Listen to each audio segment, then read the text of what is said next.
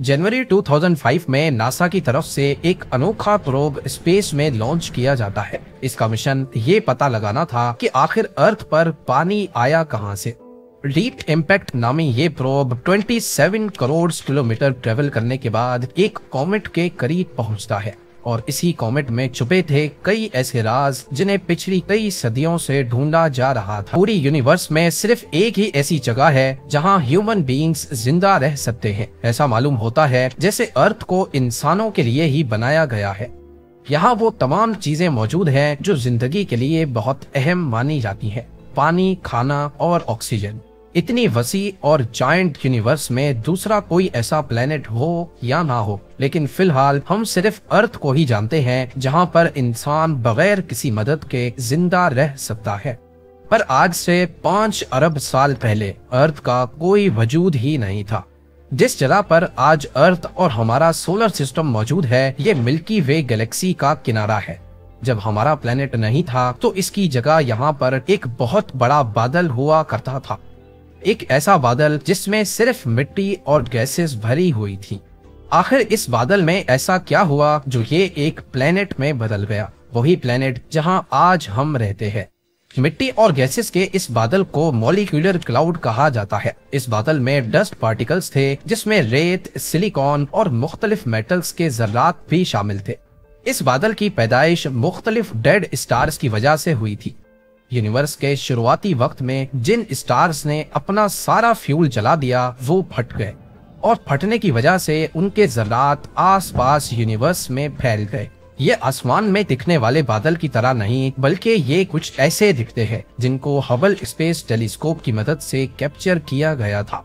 हैरत अंगेज तौर पे ये बादल 100 लाइट ईयर्स जितना बड़ा था। यानी इसके एक कोने से अगर कोई लाइट ट्रेवल करना शुरू हो तो इसको मॉलिक्यूलर क्लाउड के दूसरे कोने तक पहुंचने में 100 साल लग जाएंगे। आसान अल्फाज में समझा जाए तो सूरज और अर्थ के दरमियान जितना डिस्टेंस है, इससे 60 लाख गुना बड़ा ये मिट्टी का बादल था। यही वो बादल है जिसमें से नए स्टार्स और प्लैनेट्स बनते हैं। और जो ताकत, जो फोर्स इस बादल में से स्टार्स और प्लैनेट्स को बनाती है वो है ग्रेविटी। जी हाँ, वही ग्रेविटी जो स्पेस में होती तो नहीं बल्कि ये जनरेट होती है। स्पेस में दो ऑब्जेक्ट्स अपनी अपनी ग्रेविटी की वजह से एक दूसरे से जुड़ जाते हैं या एक दूसरे को अट्रैक्ट करते हैं। जिस ऑब्जेक्ट का मास ज्यादा होगा उसकी ग्रेविटी भी ज्यादा होगी। मॉलिक्यूलर क्लाउड के पार्टिकल्स इसी ग्रेविटी की वजह से एक दूसरे में जुड़ते गए। जो बड़े पार्टिकल्स थे उन्होंने छोटे पार्टिकल्स को अट्रैक्ट करना शुरू कर दिया। ये पार्टिकल्स बहुत तेजी से एक दूसरे में टकराने लगे और इसकी वजह से एनर्जी जनरेट हुई जिसने गोल घूमते हुए बादल के कोर को, उसके सेंटर को गर्म कर दिया। अगले करोड़ों सालों तक ये प्रोसेस ऐसे ही चलता रहा और मॉलिक्यूलर क्लाउड का कोर बड़ा भी होता गया, ज्यादा तेज भी घूमने लगा और ज्यादा गर्म भी हो गया। और एक वक्त के बाद ये बहुत बड़ा फायरबॉल हमारा सूरज बन गया। बचा हुआ मॉलिक्यूलर क्लाउड अब इसी सूरज के गिर्द घूमने लगा। इसमें मौजूद पार्टिकल्स और गैसेस से ही सोलर सिस्टम के प्लैनेट्स, जिंदगी और उन प्लैनेट्स के गिर्द घूमने वाले चांद बनेंगे। पर आखिर कैसे? ये एक मिस्ट्री थी, लेकिन अब नहीं है। मॉलिक्यूलर क्लाउड से स्टार यानी सूरज बनने के बारे में पहली बार एक हाइपोथेसिस 1700s में जर्मन फिलोसोफर इमैनुअल कांट और फ्रेंच स्कॉलर पियर साइमन की तरफ से पेश किया गया, लेकिन उस वक्त ये सिर्फ एक आइडिया था। उसके बाद 1920 और 1950 के बीच में जब टेलीस्कोप्स काफी एडवांस होने लगे तो एस्ट्रोनॉमर्स ने अपनी आंखों से स्पेस में कई ऐसे डस्ट क्लाउड्स को देखा जिसके अंदर नए स्टार्स का जन्म होता है। लेकिन इन बादलों के अंदर देखना टेलीस्कोप की मदद से पॉसिबल नहीं था। फिर 1970 और 1980 के बीच रेडियो और इंफ्रारेड टेलीस्कोप्स की इन्वेंशंस ने ये मसला भी हल कर दिया। अब डस्ट और गैसेस के इन बादलों के अंदर देखना भी मुमकिन हो गया। एस्ट्रोनॉमर्स ने इंफ्रारेड टेलीस्कोप्स की मदद से मॉलिक्यूलर क्लाउड्स के अंदर नए स्टार्स को बनते हुए देखा। इससे ये साबित हो गया कि नए स्टार्स मॉलिक्यूलर क्लाउड्स के अंदर ही जन्म लेते हैं और बादल के बचे हुए पार्टिकल से बाद में प्लैनेट्स बनते हैं। पर यह प्रोसेस शुरू कैसे होता है, पहले इसके बारे में कई आइडियाज फ्लोट किए गए। लेकिन फिर मार्च 2003 में इंटरनेशनल स्पेस स्टेशन में एक एक्सपेरिमेंट किया गया जिसने सदियों पुराने इस सवाल का जवाब दे दिया। एस्ट्रोनॉट डॉन पैटेट ISS में मौजूद मुख्तलिफ चीजों के साथ एक्सपेरिमेंट करके ये देखना चाहते थे कि ये चीजें स्पेस में कैसे बिहेव करती हैं। उन्होंने पानी के बबल्स बनाए और उसके अंदर डिसॉल्व होने वाली टैबलेट्स को डाला, रंगीन पानी की भंवरें बनाई और एक प्लास्टिक बैग में नमक डालकर उसे स्पिन किया। इन एक्सपेरिमेंट्स का मकसद वैसे तो कुछ और था, लेकिन उनके आखिरी एक्सपेरिमेंट ने सदियों पुराने सवाल का जवाब दे दिया। जब नमक को प्लास्टिक बैग में डाला गया तो थोड़ी देर के बाद सॉल्ट पार्टिकल्स एक दूसरे के साथ चिपक गए, क्योंकि स्पेस में ये पार्टिकल्स एक दूसरे को अट्रैक्ट करते हैं। साइंटिस्ट का मानना है कि मॉलिक्यूलर क्लाउड के अंदर छोटे बड़े ज़र्रात जो सारे सूरज के गिर्द एक ही डायरेक्शन में घूम रहे थे, वो आपस में इसी नमक की तरह जुड़ गए और यहीं से प्लैनेट्स के बनने की शुरुआत हुई। करीब 4.5 अरब साल पहले मॉलिक्यूलर क्लाउड में भी इसी तरह पार्टिकल्स मिलकर एक झुंड बनाने लगे, ठीक उसी तरह जैसे डॉन पैडेट के एक्सपेरिमेंट में नमक के ज़र्रात एक दूसरे से मिल रहे हैं। जब इस झुंड का साइज 1 किलोमीटर तक यानी एक पहाड़ की साइज जितना बड़ा हो गया तो इसकी अपनी ग्रेविटी इतनी ज्यादा हो गई कि इसने आसपास के पार्टिकल्स को भी अपनी तरफ अट्रैक्ट करना शुरू कर दिया, ठीक उसी तरह जैसे वैक्यूम क्लीनर मिट्टी को अपने अंदर सक करता है। अगले 30 लाख सालों तक ये प्रोसेस ऐसे ही चलता रहा और ज़र्रात के झुंड में से 20 प्लैनेट्स उभर कर सामने आ गए जो सारे सूरज के गिर्द घूम रहे थे। अब क्योंकि ये 20 प्लैनेट्स काफी बड़े हो चुके थे, इसी वजह से इनकी अपनी ग्रेविटी ने ऑर्बिट के दौरान एक दूसरे को अपनी तरफ अट्रैक्ट करना शुरू कर दिया और आखिरकार इनकी आपस में टक्कर होने लगी। हर एक टक्कर में 2 प्लैनेट्स ने आपस में मिलकर एक बड़ा प्लैनेट बना दिया। वक्त के साथ साथ इन टक्करों की वजह से सोलर सिस्टम में जहां पहले 20 प्लैनेट्स थे, वो अब सिर्फ चंद प्लैनेट्स ही रह गए, जिसमें वीनस, मरक्यूरी, मार्स और हमारा अर्थ भी शामिल है। पर ये अर्थ उस वक्त ऐसा नीला और जिंदगी से भरपूर नहीं था, बल्कि ये कोलिजन्स की वजह से आग बगोले की तरह काफी गर्म था। एस्ट्रोनॉमर्स का मानना है कि अर्थ को इस मकाम तक पहुंचने में करीब 3 करोड़ साल लगे थे। उस वक्त अर्थ का टेम्परेचर 5000 डिग्री सेल्सियस के करीब था, यानी अगर इस पॉइंट पे यहाँ कोई लिविंग ऑर्गेनिज्म आ भी गया तो ये सेकंड से भी कम टाइम में भाप बनकर खत्म हो जाएगा।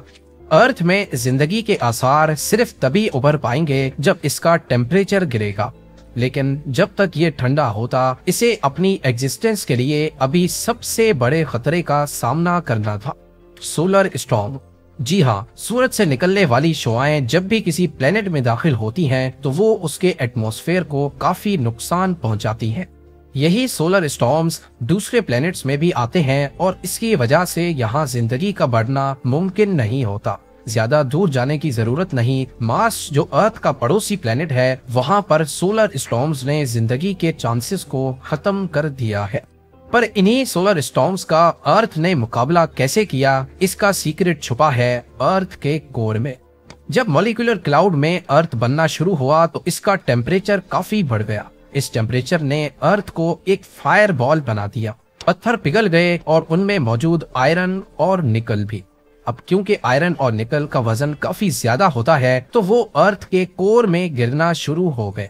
जियोफिजिसिस्ट्स का मानना है कि जब भी मोल्टन आयरन को गोल घुमाया जाए तो वो अपने गिर्द एक मैग्नेटिक फील्ड बना देता है।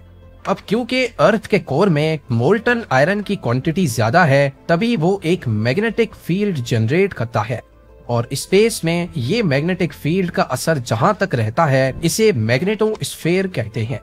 नॉर्मली ये मैग्नेटिक फील्ड अर्थ की वो साइड जो सूरज को फेस कर रही है उसमें 3,70,000 किलोमीटर तक फैली हुई है, यानी लगभग जितना दूर चांद है। और जो साइड सूरज को फेस नहीं कर रही उसमें अर्थ की मैग्नेटिक फील्ड लाखों किलोमीटर्स तक फैल जाती है। यही वजह है कि सूरज से निकलने वाली रेडिएशंस को मैग्नेटिक फील्ड रोक देती है। नॉर्थ और साउथ पोल पे ये मैग्नेटिक फील्ड कम है तो यहाँ पर ये रेडिएशन एटमॉस्फेयर में दाखिल होकर पार्टिकल्स के साथ मिलकर अरोरा इफेक्ट पैदा करती है, जिन्हें हम नॉर्दर्न और सदर्न लाइट्स भी कहते हैं। लेकिन ये रेडिएशंस इतनी कम है कि इसका कोई नुकसान नहीं होता। नया नया अर्थ जिसने सोलर स्टॉर्म्स का मुकाबला तो कर लिया, पर अभी भी ये जिंदगी के लिए परफेक्ट नहीं था। अर्थ को एक और मुश्किल तरीन मरहले से भी गुजरना था, एक प्लेनेट कोलिजन। इसका हम इंसानों को पता कैसे चला, इसके लिए हमें 1960s में जाना होगा। अमेरिका ने कई अपोलो मिशंस प्लान किए और एस्ट्रोनॉट्स को रिसर्च के लिए चांद पर भेजा।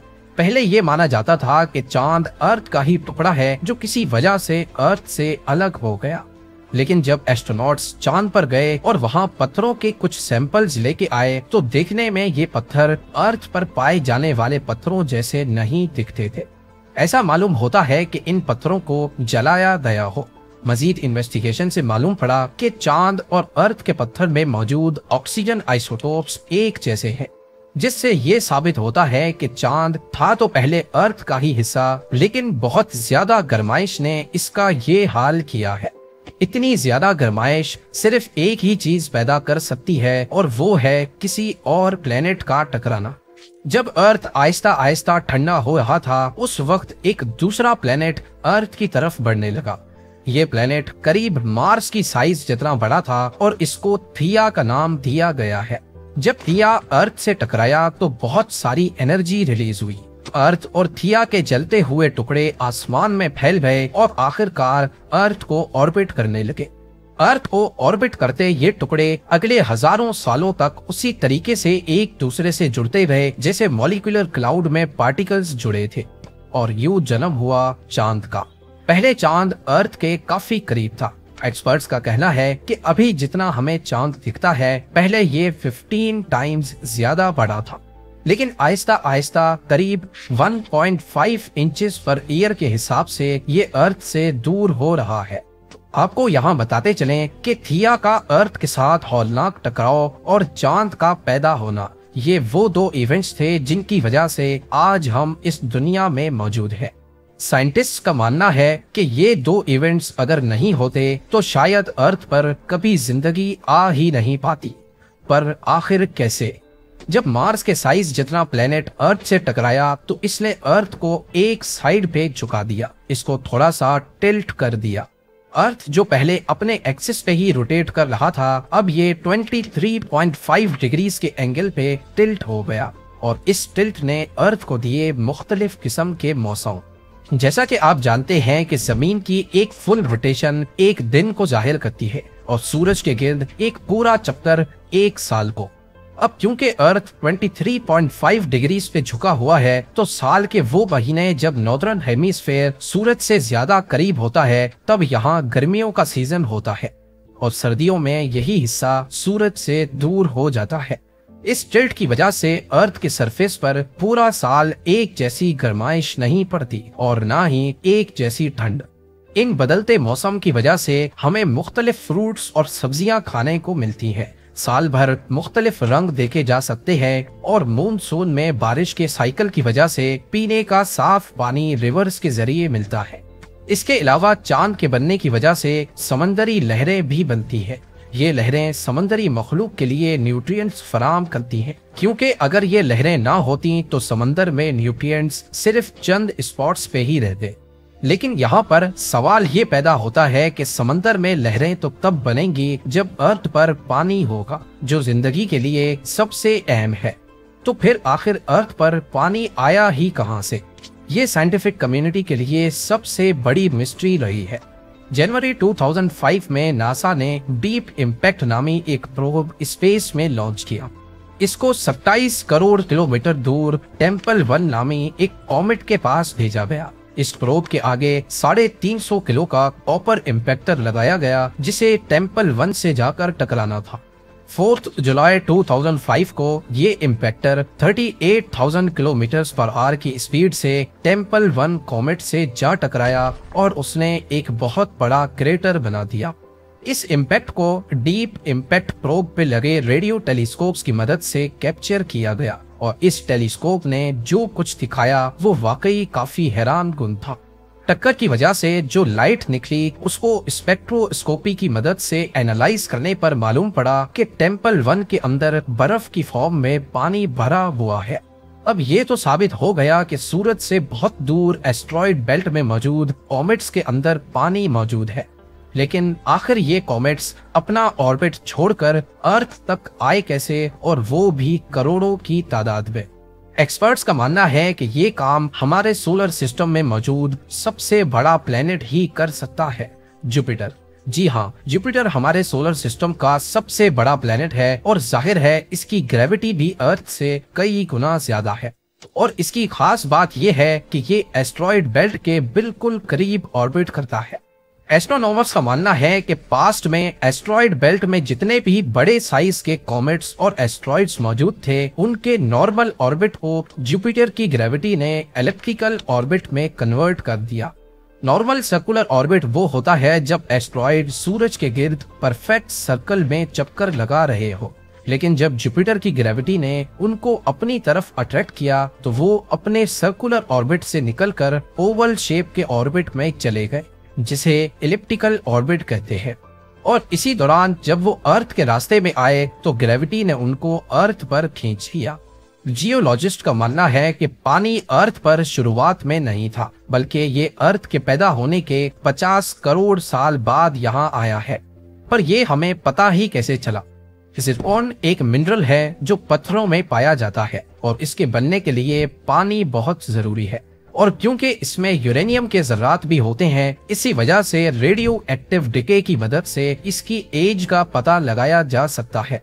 अभी तक अर्थ पे मौजूद जितने भी जिरकॉन के सैंपल्स की एज निकाली गई है, उससे मालूम होता है कि वो 4 अरब साल पहले बने थे, यानी अर्थ पैदा होने के 50 करोड़ साल बाद। मॉलिक्यूलर क्लाउड से अर्थ की पैदाइश, मार्स जितने बड़े थिया का टकराना, अर्थ का टिल्ट होना और चांद की वजह से समंदर में लहरें पैदा हुआ, करोड़ों किलोमीटर दूर जुपिटर की वजह से अर्थ को पानी मिलना, जिंदगी के आसार बेहतर होते दिखाई देते हैं। यहाँ तक अर्थ का टेम्परेचर काफी हद तक गिर चुका था, करीब 100 डिग्री सेल्सियस तक। लेकिन जिंदगी के लिए सबसे अहम चीज अभी भी अर्थ में नहीं थी, ऑक्सीजन।